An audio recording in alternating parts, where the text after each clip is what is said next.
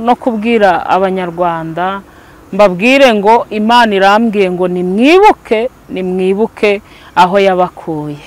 Imana itugirire neza kandi Imana itwiteho. Narindimo nshima Imana, numva ijwi riranyongoreye ngo mbwira abanyarwanda cyangwa bari hanze y'igihugu ngo mwibuke aho Imana yabakuye. Ndi kumva ijwi rimbwira ngo hari abantu Imana yajyanye hanze, murangije mugira gute? Muribagirwa. Mumajije kwibagirwa, uyu munsi wa none Imana mwayiteye umugongo.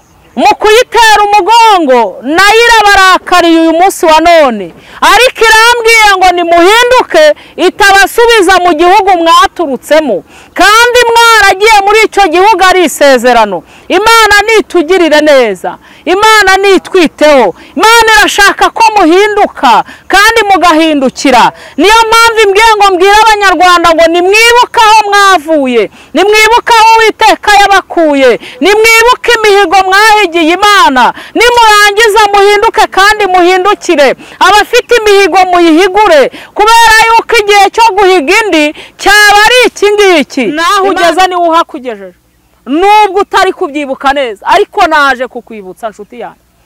Imana ishimwe. Naho watera Imana umugongo, yagerageje kukwinginga igihe kinini, ariko igihe kirageze ngo yiyizire kuri te. Imana nitugirire neza. Imana irashaka kugira aho igukura ndetse n'aho igushyira. Imana irashaka kugukura mu buzima wari urimo ikagushyira mu bundi buzima. Ariko umva ukuntu Uwiteka ari kuvugana nawe, arambwiye ngo cu uwo mugozi utere intambwe. Imana ishimwe, Imana ihimbazwe. Cu uwo mugozi ukongera bagasenga, ukongera mugasenga. Hari ibirura bishaka kubiba umwana, kandi mbonereho kubwira n'umufite ugenzure neza uba imbere y'Imana. Wongera nagiye gusubira ku kagezi, bivuze ngo abajabagiza n'abanywesha amashyi agiye kongera kugira gute? Kubiregera neza no kubipima neza. Basubire ku rufatiro rero, aho kwemerwa n'abantu ahubwo bemerwe n'Imana, kubera yuko Imana itakwemeje abantu nta muntu wakwemera nshuti yanjye. Ese uyu munsi wa none uremera kwakira agakiza uhawe n'Uwiteka? Imana nitugirire neza. Irambwiye ngo hari abantu benshi uyu munsi wa none bajya mu bapfumu, yarangiza akitabaza imiti yo mu bapfumu. Irambwiye ngo nkubwire ngo garuka nshuti yanjye, iyo ntago ari yo nzira. Numvisha ijambo ryo muri Yobu, ariko uyu munsi wa none uri kubivangavanga. Uwiteka arambwiye ngo ageze kuri tere, kandi mu kugera kuri tere uyu munsi wa none Uwiteka mbese arakubona te. Imana itugirire neza. Usigaye uzana inzitwazo mu murimo w'Imana, ariko umva uko Uwiteka avuganye nanjye. Arambwiye ngo kumwubaha nibwo bwenge, kandi kuva mu byaha niko. Arambwiye ngo aje gushyira ikimenyetso ku bantu be. Mbese arasanga umeze ute? Ni hehe ari bugusange? Uyu munsi wa none intebe y'uburirimbyi wari wicayeho, uyu munsi wa none ntukiyiriho. Uyu munsi wa none wigiriye mu binezeza, ariko umva uko Uwiteka agushakaho.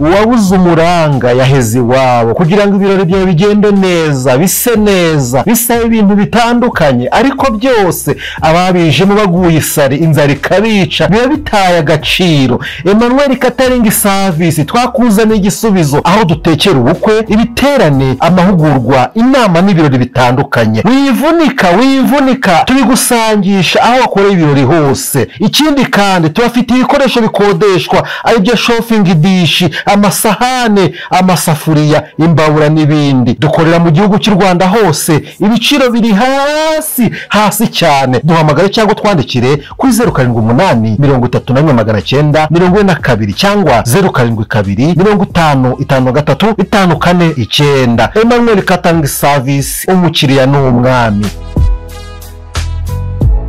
Bakunze ijambo ry'Imana kandi bakunze Umusaraba TV, turasuje kandi turabamukije mwese aho muhereye hose mu bice bitandukanye by'isi yacu, abahereye mu gice cy'amajyaruguru, amajyepfo, iburasirazuba n'iburengera bwaryo. Mwese turasuje kandi tubifurije ineza y'Imana, tubifurije umugisha w'Imana mu byo mukora byose. Uwiteka Imana bagiriye neza, Uwiteka Imana abatabara bagomba gutabarwa kandi abagomba kurengerwa, Uwiteka Imana abarengere mu izina rya Yesu Kristo. Dukurikije utameze neza rero, reka tukubwire ngo humura, Yesu aracyakora imirimo n'ibitangaza. Yesu uko yarakiri kera n'uyu munsi ni kwakira, aracyakora ibitangaza bigakunda, aracyakora imirimo ikomeye, byose bikemera, gusa bishobokera uwizeye. Twinjiye mu kiganiro cyacu, nakwakiraga kugira ngo ubaye natwe muri kino kiganiro dutangirane ariko kandi tunasozanye, kandi nize yuko urahabwa umugisha w'Imana. Imana irakugirira neza, Imana irakwagura nimba ukeneye kwaguka, kuko byose biri mu kuboko kwayo. Ndi kumwe na mama Vanessa, n'umubyeyi yishima Imana, n'umukozi w'Imana. Imana igukoresha muri iki gihe cy'umugoroba, twita igihe cy'umugoroba, twita igihe kigoranye, twita iminsi y'imperuka, ariko kandi Imana ikugera imukoresha muri icyo gihe. Reka niyo tujye kubana muri kano kanya banatwe muri icyo kiganiro. Ndagusuje mama Vanessa. Yego, twabikirije mu izina rya Yesu. Urakomeye? Ndakomeye. Haleluya. Amena. Kuko umwami Yesu ankunda ndamahoro. Umeze neza se? Amahoro. Amakuru cye ko umaze iminsi utuje cyane, aho ukiri gusenga cyane meza. Ariko mba ngomba kuza aha nasenze da. Mu gusenga kwawe se uri kubona bimeze bite? Birimo biragenda, ubugingo ndumva ari buzima. Umwana ari kugira ukamwumva? Ari kugenda yinyagambura, nongera nsimbiza kandi mbonera no kubwira abantu bafite umwana ngo mumuhishe, kubera ko hari ibirura bishaka gutwara umwana. Eka ibyo birura bishaka gutwara umwana, ko umuntu arabyirinda gute? Aramuhisha hehe? Nukongera bagasenga, ukongera mugasenga.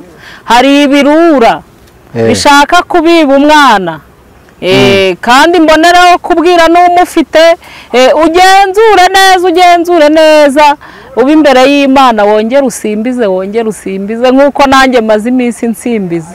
Ariko umuntu ntashobora kuvuga guheka umwana agapfira umubu ntabimenye, akagira ngo aracyamuhetse akajya asimbiza, kandi asimbiza umurambo.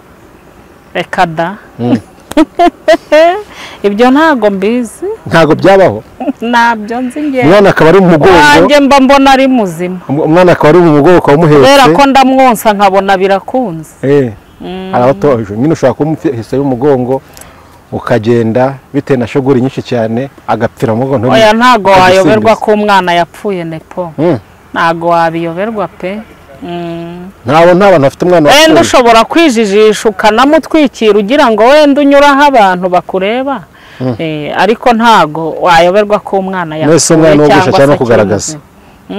Uwo mwana no gusha cyane no kugaragaza no kurata, nyine kubera yuko uzi ko yapfuye, kandi wenda udashaka kumugaragaza wenda nko kuri nepo, uramutwikira, numara kumutwikira nugera kuri nepo umwereke ko uhetse umwana, kandi n'ubundi uzi yuko yapfuye cyane. Ashaka kunukira, ariko ashobora, hari n'igihe atakunukira kubera yuko uzi mama Vanessa akahora ahetse umwana, kagira ngo niko bikiri, niko bikimeze. Yapfuye akamara iminsi ukamuheka ntanukira abantu, kandi bari guhumurerwa. Niyo mpamvu rero nyine ndi kubwira umuntu uhetse umwana ngo abe maso, atibwira ko akimuhetse kandi yarapfuye, ejo atazanukira abantu, yamara kubanukira nyine bakabona ko burya yarahetse uwapfuye. Si uko atabizi ko yapfuye, ubwo nuko wenda yabyirengagije, ashaka ko atumva umuntu kandi bakamwumva. Suko Yesu amushyigikira mube hafi. Twagusuhuzaga, dusuhuza duteze amatwi. Muraho neza, Yesu ashimwe. Yesu ahimbaza. Ninjye wa mugore ugarutse kuganira namwe mu butumwa bwiza bw'ijambo. Yego, ni Vanessa, Imana igumugisha, ni wewe wa mugore ugose kugira ngo avuga ubutumwa bwiza mu ijambo. Uri umukozi w'Imana uvuga mu butumwa, ariko kandi uri n'umuhanuzi. Ariko iminsi tugezemo abantu benshi bari kuyoba inzira, ariko kandi mu kuyoba inzira kwabo ugasanga bari kuyobywa na bamwe mu bahanuzi. Abahanuzi bigatuma abantu turi kubakemanga rimwe na rimwe. Ibyo mvuga ni ukuri. Njya mbyumva, ariko ntago ndi muri abo ngabo. Ni iki wabwira abameze batyo, cyangwa abari kuyoba wabwira iki? Abari kuyoba nyine nibahinduke.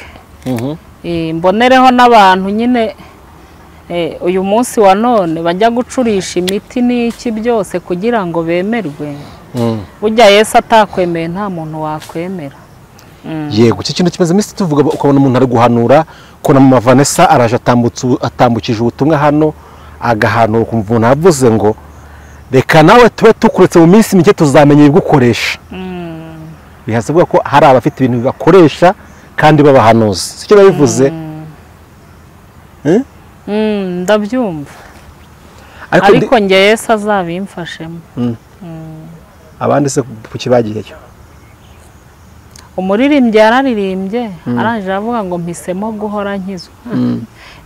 Ubwo rero Yesu azabimfashemo. Yesu azabigufashemo. Kuko nje kuri iyi kamera atari ukwemeza abantu, ahubwo ari kugira ngo uwumve ijambo ahinduke. Bivuze ngo rero niba hariho ibihindura abantu kuri izi kamera, ngewe Yesu azabimfashemo. Yego.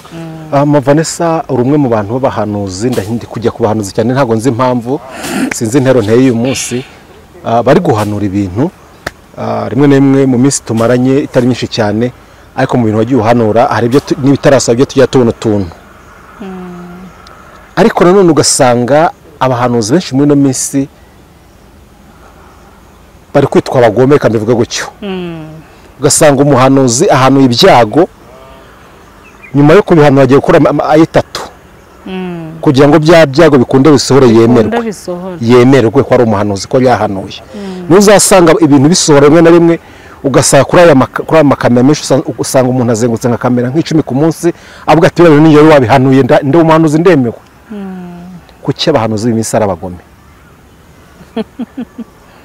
Ntago mbizi, wenda harajya no kubisengera afite impamvu, ariko nakubwiye ngo Yesu azabimfashemo, ntazaba umwe muri abo ngabo. Kuko ntago ibyo mbikeneye.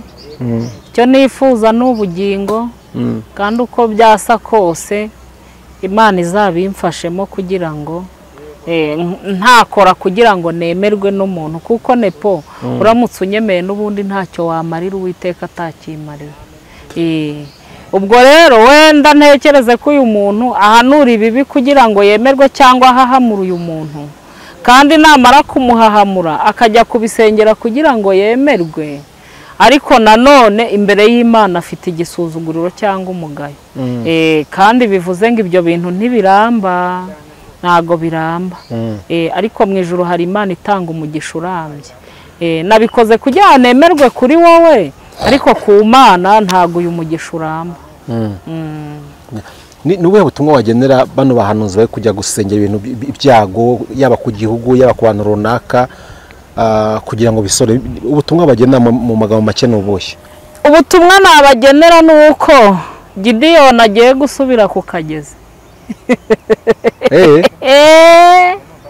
Gideyoni agiye gusubira ku kagezi, bivuze ngo abajabagiza n'abanywesha amashyi agiye kongera kugira gute, kubiregera neza no kubipima neza.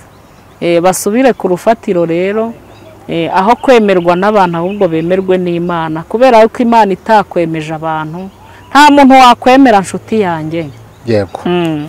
Vanessa, reka tugushimire ku mpuguro nziza utanze. Iyo dutangiye ikiganiro cyacu turamana tukagira umwanya wo gutanga impuguro tugana, ariko ari umwanya ukomeye cyane, umwanya w'agaciro, kugira ngo tugire impuguro dutanga kuri bagenzi bacu cyangwa se muri rusange. Reka tugusore noneho usenga Imana, numara gusenga Imana uko ukagiye kuyobora uragenda uko nguko. Ni karibu. uri mwiza Yesu, ubereye mwiza abagutegereza. Uri isambu itarumba, uri igiti cy'inganzamarumbo, uri Imana y'ubwugamo, uri Imana y'ubwihisho. Haleluya. Ndagushimiye Kristo, wabanye natwe mu minsi yose duhereje inyuma. Aya masaha, uyu munota, uri Elohimu, aya nizo, ndetse uri El Shaddai, Imana ishimwe. Ndakubashye Mana, aya masaha uyu munota, ngeze imbere y'umusaraba TV, reka ntaba ari njyewe, ahubwo izina ryaba ari ryo rishyirwa hejuru. Nemeye kukubera igikoresho muri uyu mwanya, nyemerera Mwami mvuge mbwirijwe nawe, kandi umuntu wese ugiye kumva aya magambo ahinduke kandi ahindukire mu izina rya Yesu Kristo. Ngaho nunyemerere Mwami, nkubere mikoro wirangururire, unyemerere ntaba ari njye, ahubwo icyubahiro cyawe kiganze. Haleluya. Kandi utegeke kukura umunyembaraga. Yesu ushimwe. Uhimbazwe Kristo. Mpamagaye imbaraga z'umwuka wera, mpamagaye kugirirwa neza n'Imana. Nyemerera aya masaha Uwiteka, ijwi ryawe ryongorera rimanukire muri nge, kandi ribwiriza ubutumwa bwiza mu gihe gisa nk'iki ngiki. Urakoze Mana, ndagushimiye none n'iteka ryose Yesu. Amen. Imana ishimwe kandi Imana ihimbazwe. Natangiye mvuga ngo ni nge wa mugore. Mbanjije gushimira Imana ibyo yakoze 2024. Hari ibyo twabonaga bitugoye, ariko Uwiteka agira gute araturengera. Yatugeje 2025, n'ubu twabonye neza yayo. Mbonereho no kubwira abanyarwanda, mbabwire ngo Imana irambwiye ngo nimwibuke aho yabakuye. Imana itugirire neza kandi Imana itwiteho. Narindimo nshima Imana, numva ijwi riranyongoreye ngo mbwira abanyarwanda cyangwa bari hanze y'igihugu ngo mwibuke aho Imana yabakuye. Ndi kumva ijwi rimbwira ngo hari abantu Imana yajyanye hanze, murangije mugira gute muribagirwa. Mumajije kwibagirwa, uyu munsi wa none Imana mwayiteye umugongo. Mu kuyitera umugongo nayo irabarakariye uyu munsi wa none, ariko irambwiye ngo nimuhinduke itabasubiza mu gihugu mwaturutsemo, kandi mwaragiye muri icyo gihugu ari isezerano. Imana nitugirire neza, Imana nitwiteho. Imana irashaka ko muhinduka kandi mugahindukira. Niyo mpamvu imbwiye ngo mbwira abanyarwanda ngo nimwibuke aho mwavuye, nimwibuke aho Uwiteka yabakuye, nimwibuke imihigo mwahigiye Imana. Nimurangiza muhinduke kandi muhindukire. Abafite imihigo muyihigure, kubera yuko igihe cyo guhiga indi cyaba ari iki ngiki. Imana itugirire neza kandi Imana itwiteho, Imana niturengere. Numvishe ijwi rimbwira ngo Imana igarutse gutanga agakiza. Haleluya, haleluya. Ese uyu munsi wa none uremera kwakira agakiza uhawe n'Uwiteka? Imana nitugirire neza. Irambwiye ngo hari abantu benshi uyu munsi wa none bajya mu bapfumu, yarangiza akitabaza imiti yo mu bapfumu. Irambwiye ngo nkubwire ngo garuka nshuti yanjye, iyo ntago ari yo nzira. Numvishe ijambo ryo muri Yobu 28 rivuga ngo dore kubaha Uwiteka aya nizo ngo nibwo bwenge, kandi kuva mu byaha niko kujijuka. Nshuti yanjye reka nkubwire, kubaha Imana niho hari iterambere, kubaha Imana niho hari ukubaka urugo rwiza, kubaha Imana niho hari ugukora ubukwe. Yewe mukobwa, yewe musore, kubaha Imana niho hari ugutera imbere ukabona akazi keza kubera ko wubashye Imana. Naho ibindi byose Imana irambwiye ngo nkubwire ngo nubusa. Kubaha Uwiteka nibwo bwenge, kandi kuva mu byaha niko kujijuka. Imana nitugirire neza, Imana nitwiteho, Imana niturengere. Mureke dusabe Mwuka Wera. Abanyarwanda Imana irambwiye ngo mwaribagiwe. nawe uyu munsi wa none hari aho Imana yabakuye, hari aho yabagejeje, murangije muribagirwa, ariko Uwiteka arambwiye ngo nubareke bagende ikivunge, nimugera kuri Yorodani hazambuka intwari. Yewe waba wararuhiye iki amasengesho wasenze? Waba wararuhiye iki abo wabwirije bagahinduka? Ariko uyu munsi wa none wowe ntubasha guhinduka kandi ngo uhindukire, ariko Uwiteka umva icyo agushakaho. Arashaka kuhinduka nshuti yanjye, warangiza ugahindukira. Niwibuke imirimo myiza wakoraga, niwibuke gusura abarwayi wakoraga, niwibuke icya 10 watangaga, niwibuke abarwayi wasengeraga bagakira. Uyu munsi wa none ukaba winuba. Uwiteka ari kukwibutsa iyo mihigo yose wamuhigiye ngo wongere uyibare, numara kuyibara wongere uhinduke. Imana nitugirire neza, ntago wabeshya gusigaye ubeshya. Uwiteka ari kukubonaho umugayo, ariko arakubwiye ngo hinduka. Imana nitugirire neza, Imana nitwiteho kugira ngo ikwicaze mu gihugu cy'i Kanani, nuko ubasha guhinduka. Hari umugisha urambye yakwemereye, ariko uyu munsi wa none uri kubivangavanga. Uwiteka arambwiye ngo ageze kuri tere, kandi mu kugera kuri tere uyu munsi wa none Uwiteka mbese arakubona ate? Imana itugirire neza. Usigaye uzana inzitwazo mu murimo w'Imana, ariko umva uko Uwiteka avuganye nanjye. Arambwiye ngo kumwubaha nibwo bwenge, kandi kuva mu byaha niko kujijuka. Imana nitugirire neza. Niwongere usubire ku rufatiro nshuti yanjye, kuko urufatiro rw'Imana ruracyariho kandi ruracyahagaze, rwanditsweho ngo Uwiteka azabe. Uwiteka arambwiye ngo aje gushyira ikimenyetso ku bantu be. Mbese arasanga umeze ute? Ni hehe ari bugusange? Uyu munsi wa none intebe y'uburirimbyi wari wicayeho, uyu munsi wa none ntukiyiriho. Uyu munsi wa none wigiriye mu binezeza, ariko umva uko Uwiteka agushakaho. Arashaka kugira ngo uhinduke kandi uhindukire rwose. Imana nitugirire neza, Imana nitwiteho. Nkwibutsa abantu b'intwari bahamirije Uwiteka, bamajije kumuhamiriza Uwiteka bagirira neza. Sadurake na Mishake na Bedenego, aleluya. Abo babaye intwari mu ntambara, barangije umwami Nebukadinezari. Muribuka yuko yari yakoze ikintu cyo kuvuga ngo baramye igishushanyo, ariko barangije baramuhamiriza, aleluya. Barangije baravuga ngo Imana yacu aya nizo ibasha kudukiza, kandi naho itadukiza twebwe ubwacu ntituzubararira. Reba igishushanyo uyu munsi uri kubararira. Imana itugirire neza, urebe ko ari cyo wahamagariwe. Nusanga atari cyo wahamagariwe, ugaruke mu mwanya, kuko nicyo Uwiteka gushakaho. Kandi nkwibutse neza, Imana ijya kugushyira i Kanani, hari isezerano yagusezeranyije. Irangije iravuga ngo nurya ugahaga ntuzigere wibagirwa. Ariko uyu munsi wibagiwe neza y'Imana. Nje kukwibutsa nshuti yanjye,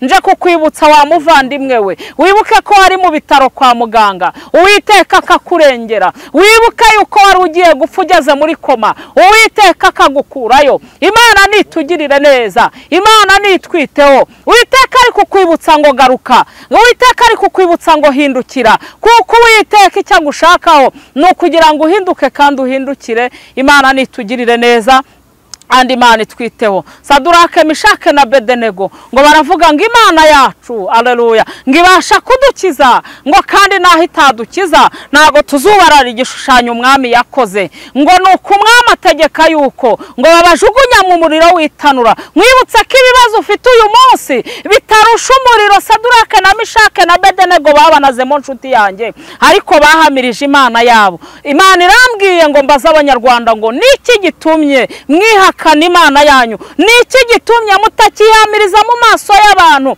Imana nitugirire neza, ariko Uwiteka arashaka ko mumuhamiriza ahashoboka n'ahadashoboka. Imana ishimwe. Imana irambwiye ngo indambi zihemuje abantu, ariko indambi ntago yakagombye kuguhemuza, kuko ubutayu wabanje kwigishwa ni bwinshi. Reka kwibagirwa nshuti yanjye, nurangiza ukurikira Uwiteka, kuko nicyo agushakaho kandi akeneye yuko ugira urukundo nk'urwa mbere. Sadurake, Mishake na Bedenego ngo barangije babajugunya muri iri tanura.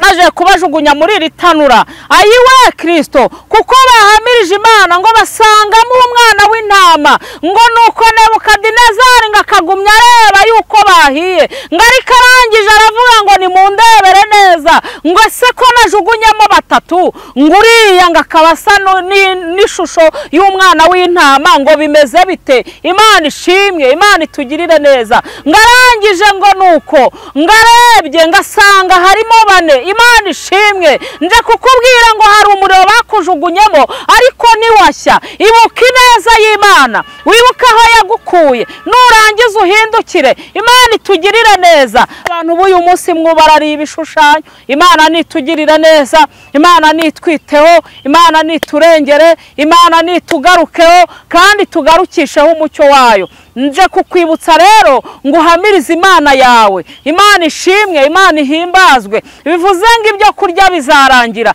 ariko ijambo ry'Uwiteka ntago rizarangira. Tugiye gusoma amagambo y'Imana.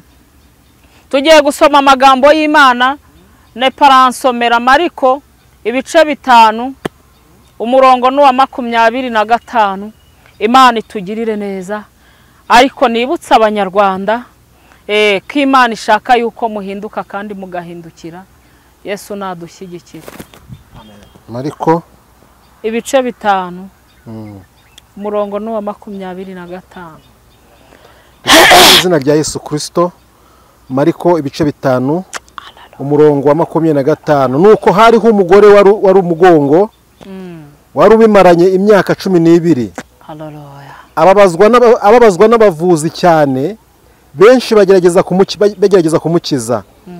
Bamumarisha ibintu bye byose abitangamo ingemo. Yego. Ariko ntibagira icyo bamumarira, ahubwo arushaho kurwara. Yumvise ibya Yesu araza aca mu bantu, amuturuka inyuma, akora ku mwenda we, kuko yari yibwiye ati ninkora imyenda ye gusa ndakira.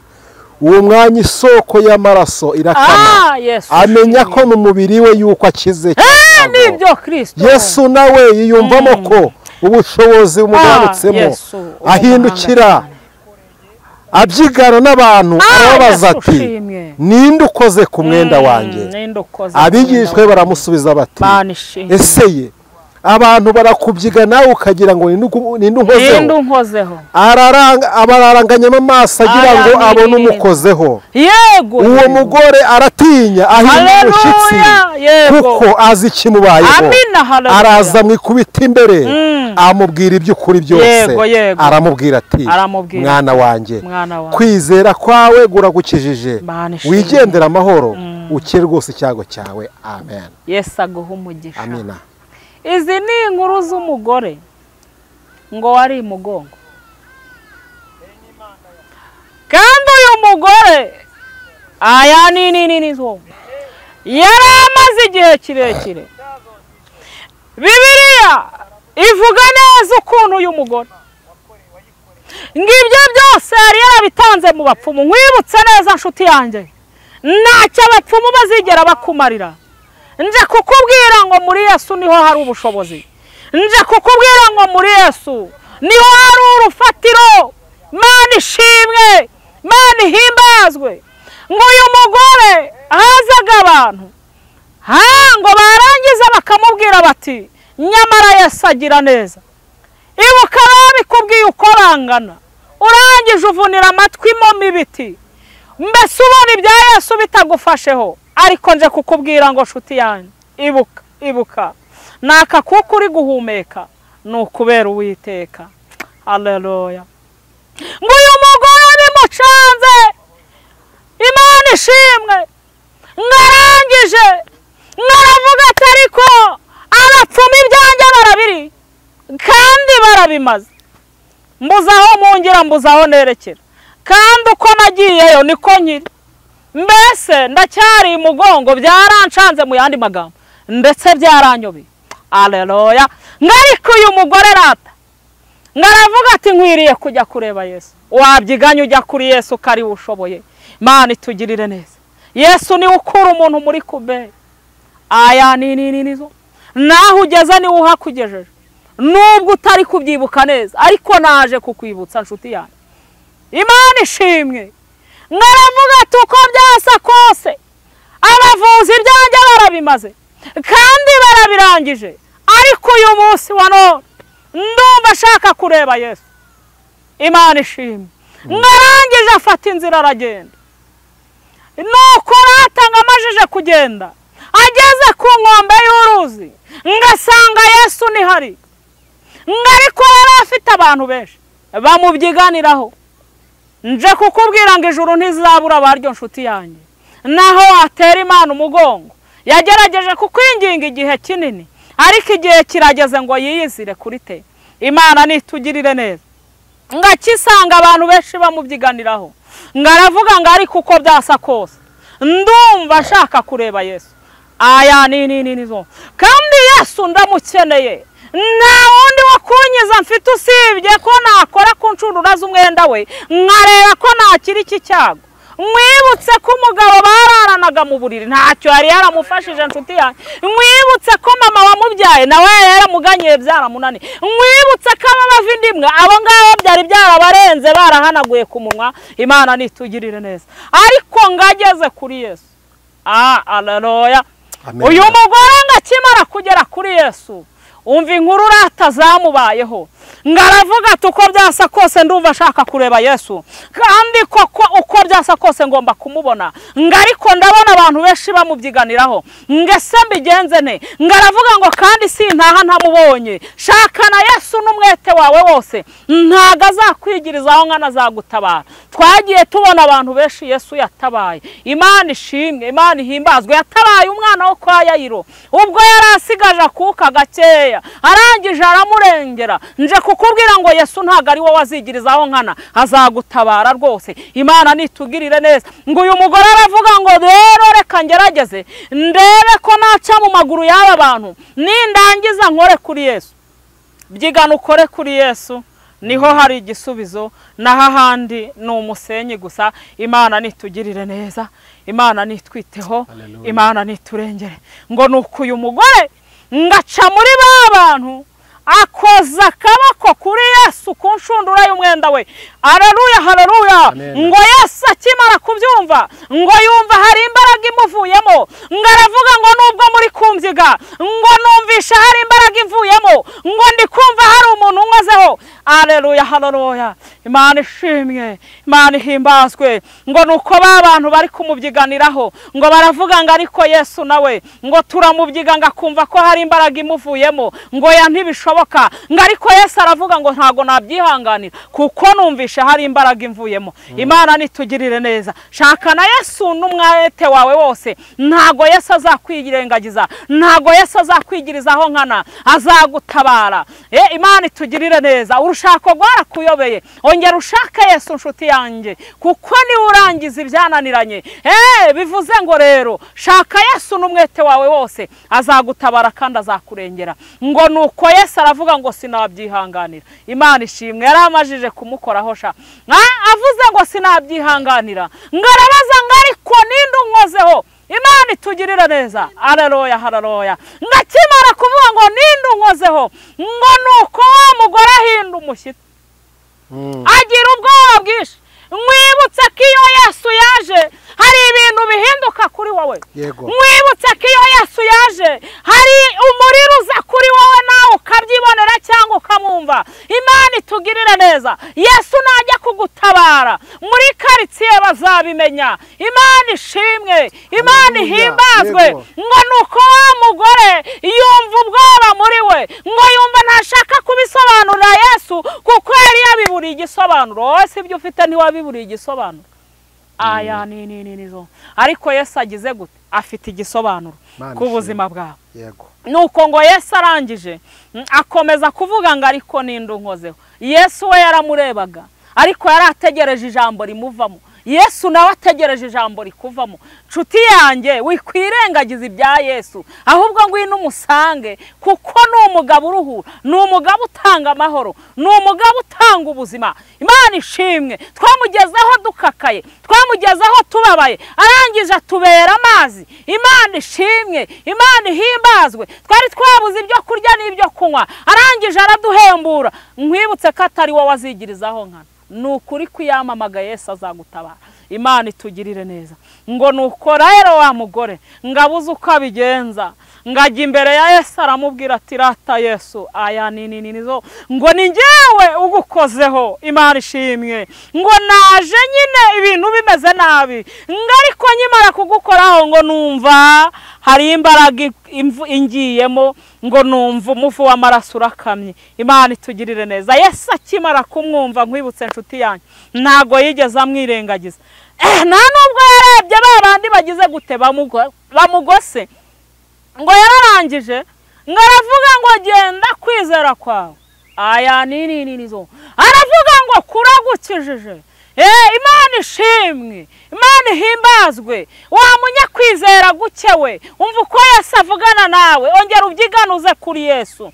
Imana ishimwe. Umaze igihe ushidikanya, ngwino kuri Yesu, we ntagashidikanya, nta nubwo aparapara. Ni umugabo uvuga ijambo nyajambo, yarangiza akarisohoza.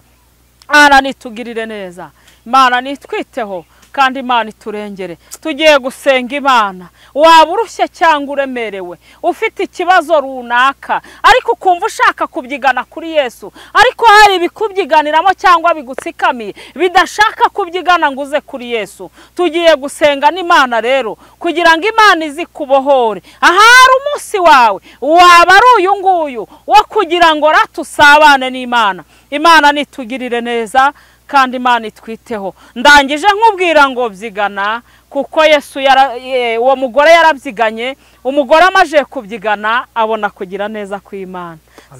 Gusa hari n'ahandi nagomba kuzashika, gusa hari n'ahandi nagomba kuhashika, gusa hari n'ahandi nagomba kuzashika, gusa hari n'ahandi ndashaka kuhashika, gusa hari n'ahandi nagomba kuzashika, gusa hari n'ahandi ndagomba kuhashika. Imana irashaka kugira aho igukura ndetse n'aho igushyira.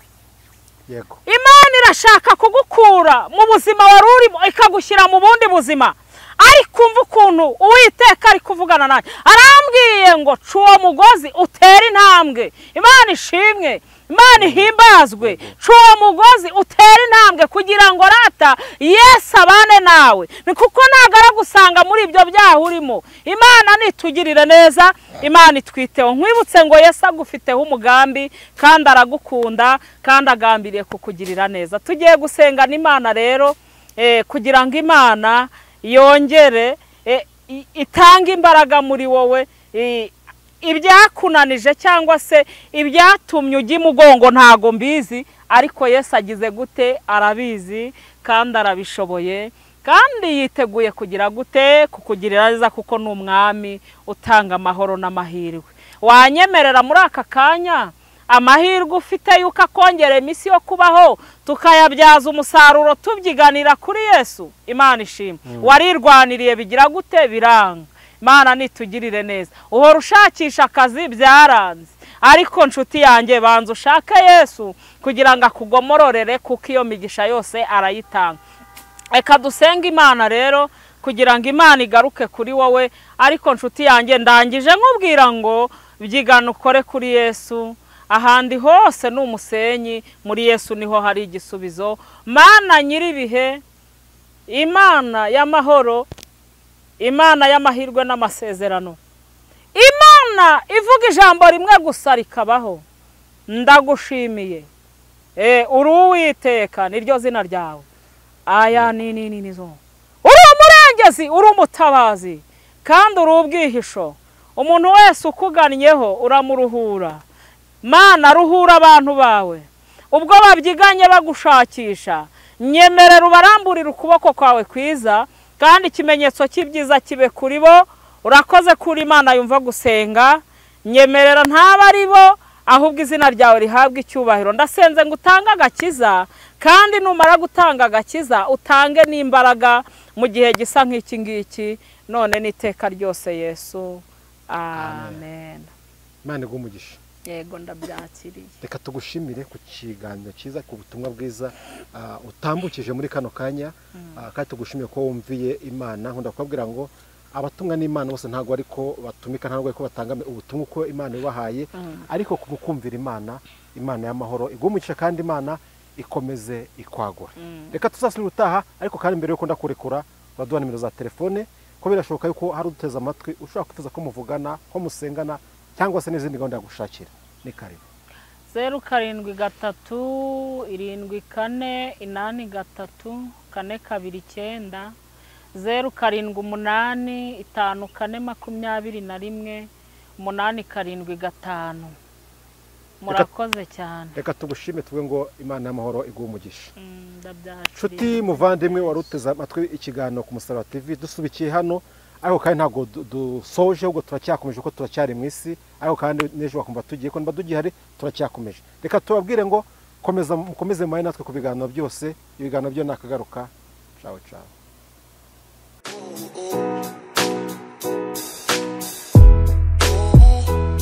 uwabuze umuranga yaheze iwabo kugira ngo ibirori byawe bigende neza, bise neza, bisabe ibintu bitandukanye, ariko byose ababijemo baguye isari, inzara ikabica, biba bitaye agaciro.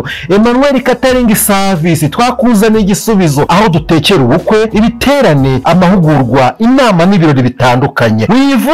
Wivunika tubigusangisha aho wakoreye ibirori hose. Ikindi kandi tubafite ibikoresho bikodeshwa, aribyo shopping dish, amasahane, amasafuriya, imbabura n'ibindi. Dukorera mu gihugu cy'u Rwanda hose, ibiciro biri hasi cyane. Duhamagare cyangwa twandikire kuri 07 34 942 cyangwa 07 50 53 54 9. Emmanuel Catering Service.